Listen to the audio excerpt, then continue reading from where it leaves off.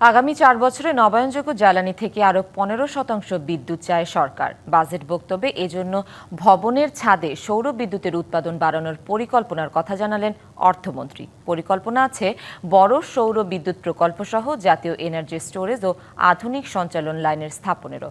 বিশেষজ্ঞরা বলছেন, জীবাশ্ম জ্বালানি নির্ভরতা কমানোর এমন উদ্যোগ ইতিবাচক, তবে প্রকল্পের নামে যেন লুটপাট না হয় তা নিশ্চিত করতে হবে সরকারকে।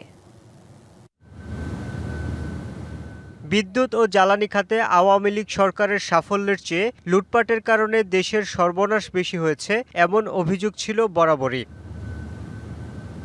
সবার ঘরে বিদ্যুৎ পৌঁছানোর নামে লুটপাট হয়েছে হাজার হাজার কোটি টাকা।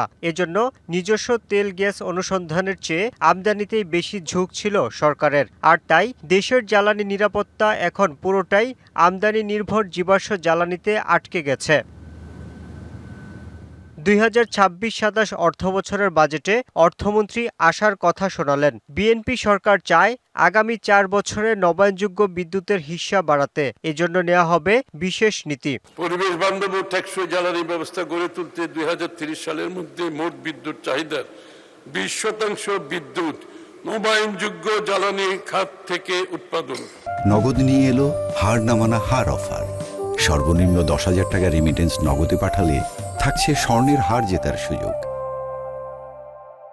সাম্প্রতিক সংকট তুলে ধরে সরকার জ্বালানি নিরাপত্তাকে অগ্রাধিকার খাত ঘোষণা করেছে বলেও জানান তিনি। জ্বালানি আমদানির ক্ষেত্রে একক উৎসের উপর নির্ভরতা কমিয়ে উৎস বহুমুখীকরণ নীতি অনুসরণ।